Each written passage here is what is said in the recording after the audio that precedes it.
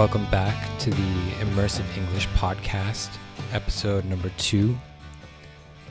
Before I start, there's a few words that I'm going to use that you might or you might not know. One of the words is goat. A goat is an animal that goes bah, but it doesn't have white curly hair. It has maybe black or brown or gray hair, and it has horns, has 2 horns, and it has a little beard. Another word is organic, like an organic farm. In a lot of languages, this word organic is bio, maybe not in your language, but organic means it's agriculture that does not use pesticides or other harmful chemicals. So it's pesticide-free agriculture. Another word you might not know is hitchhike. To hitchhike is to stand on the side of the road with your thumb out, and that's the international symbol of I want to ride somewhere. And then the last word I use you might not know, I talk about a hiking stick. So hiking is like walking for long distances in the forest or in the mountains.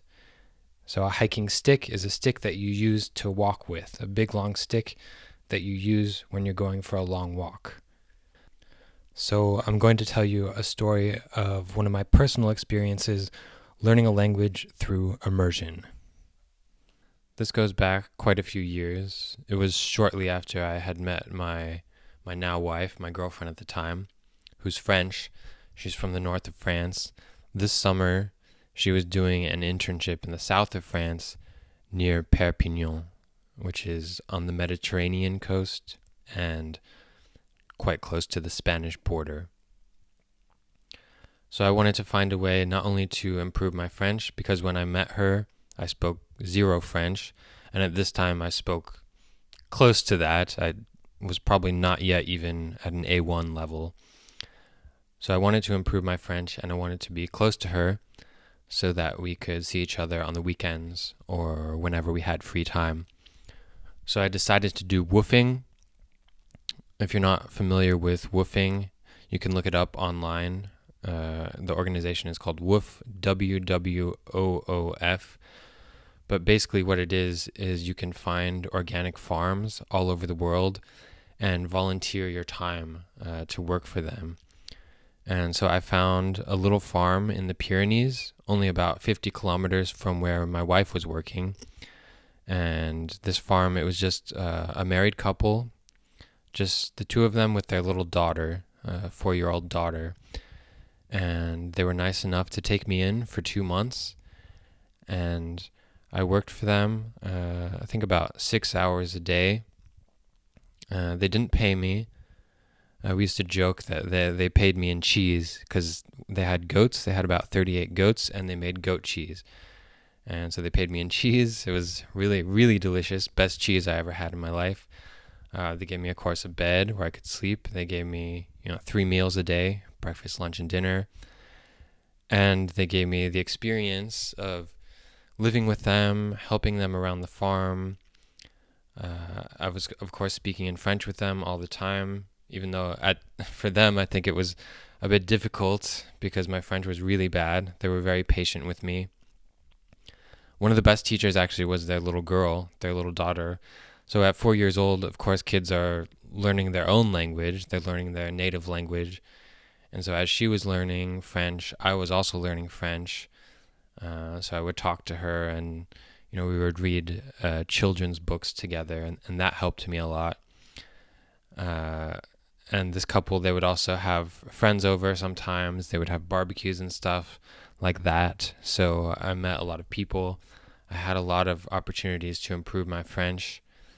And over the course of 2 months, I really made some improvements. I went from 0 or close to 0 to being able to communicate. I was maybe not quite B1 by the time I left, but close to B1.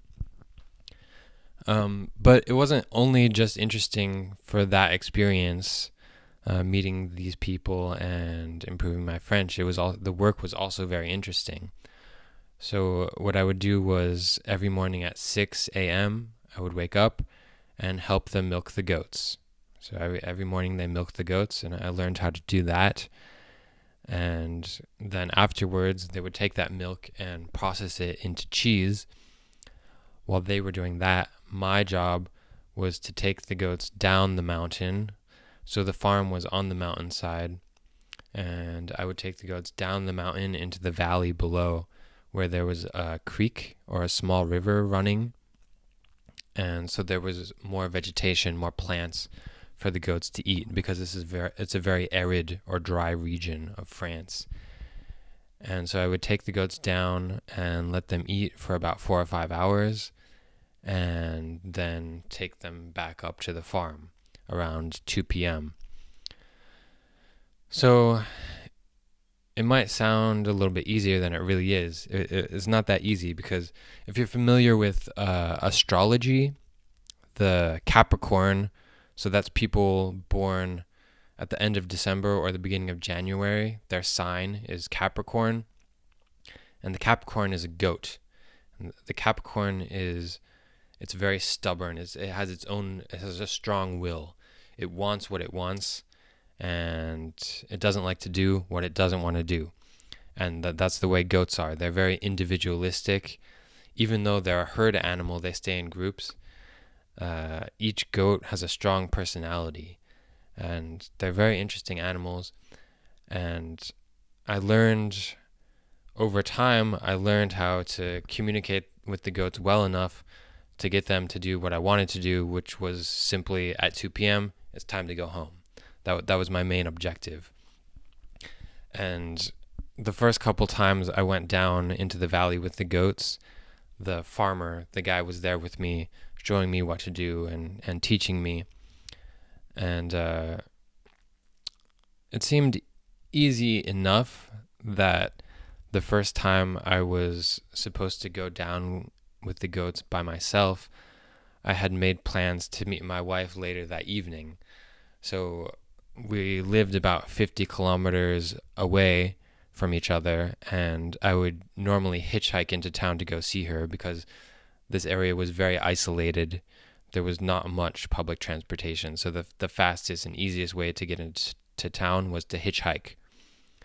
And so normally we would take the goats back up the mountain at 2 p.m. I figured 6 p.m. would be a good time to meet my wife. That would give me enough time to walk back up the mountain with the goats, take a shower, and hitchhike into town. And by the way, taking a shower, there was some spring water that came out of the mountain, and there was like a little rubber hose that was hooked up to the spring. So you would literally just get naked, take off all your clothes, squat, take the rubber hose yourself down with this spring water, which was really cold. Even though this was the summertime and it was hot outside, this water was really cold. So you would hose yourself off, put on some soap, scrub yourself off with the soap, and then rinse off again with the freezing cold spring water. That was how we took a shower. But yeah, so I made plans to meet my wife at 6 p.m. I figured take the goats up at 2 p.m. and I would have enough time. But because this was the summer, this was July, it was really hot. 2 p.m. came around, and these goats, they did not want to go anywhere.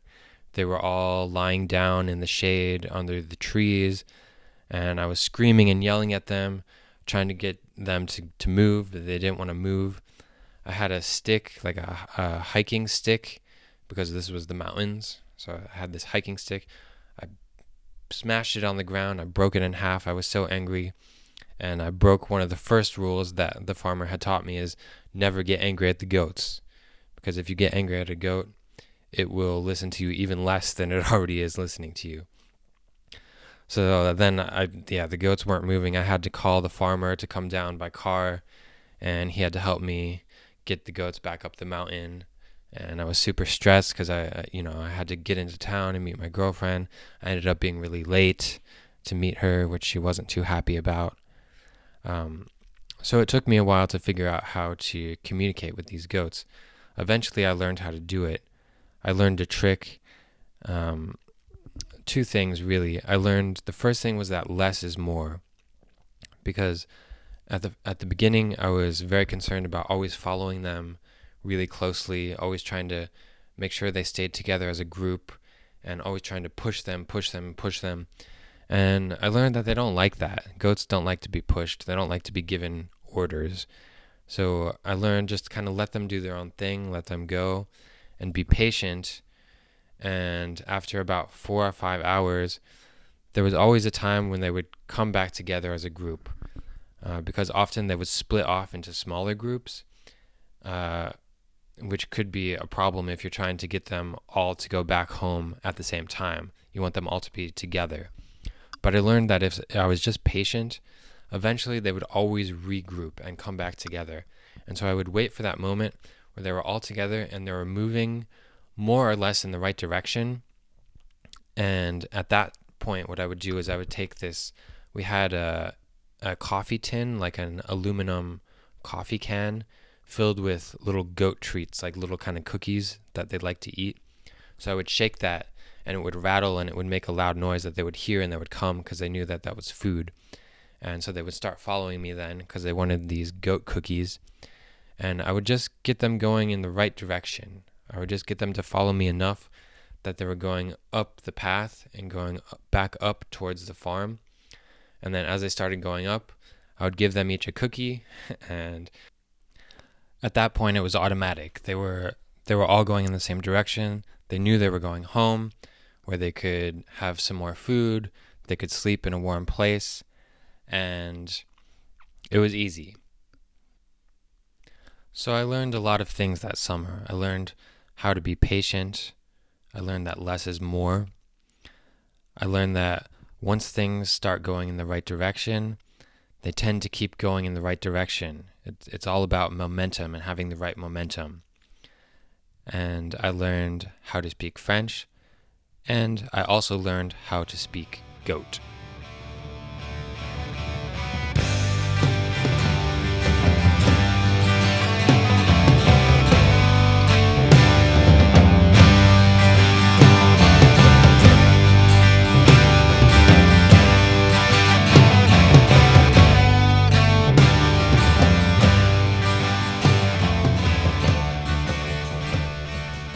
This podcast has been brought to you by Immersive Experiences. That's my company. We offer fun, authentic, and effective ways of improving your English, German, or French. Check out our website, immersoexperiences.com. That's IMMERSO experiences.com. We have an e-learning program in which you can have video chat lessons with me, an experienced instructor. And right now we're offering a free trial lesson so you can test out the course before paying for anything. And one more thing, special thanks to the Young Pioneers for giving me permission to use their song Citizen Soldier for the intro and outro music to this podcast. Go ahead and check out their latest release on Tiger Farce Ultra Records. Okay, now to the listening comprehension questions.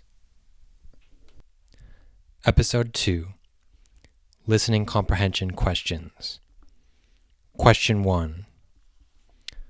What is woofing? What is woofing? Question 2. How many people lived on the farm that I was working on?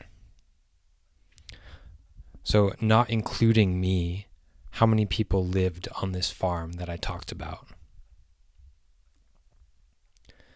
Question 3. What did I do every morning at 6 a.m.? What did I do every morning at 6 a.m.? Question 4. I said that I used to make a joke that the owners of the farm paid me how? So I joked that the owners of the farm paid me with this thing. Question 5. What was my level of French going into the experience and then when I left? So what was my level of French at the beginning and then at the end of this experience? Question 6. Capricorn is the astrological sign of people born when? Capricorn is the astrological sign of people born when? Question 7. My main objective was at 2 p.m. I wanted the goats to what? So what did I want the goats to do at 2 p.m.? Question 8. I broke my hiking stick and I also broke a very important rule. What was that rule that I broke? So which important rule did I break? Question 9. Did I meet my girlfriend at 6 p.m.? So I had planned to meet my girlfriend at 6 p.m. Did I do it? Question 10. What did I have in the aluminum coffee can? I had an aluminum coffee can that was filled with something. What was in it? Question 11, last question. Over the course of this experience, I learned how to be and I learned that less is So I learned how to be what? And I learned that less is what? The answers to these questions can be found on our website, immersoexperiences.com.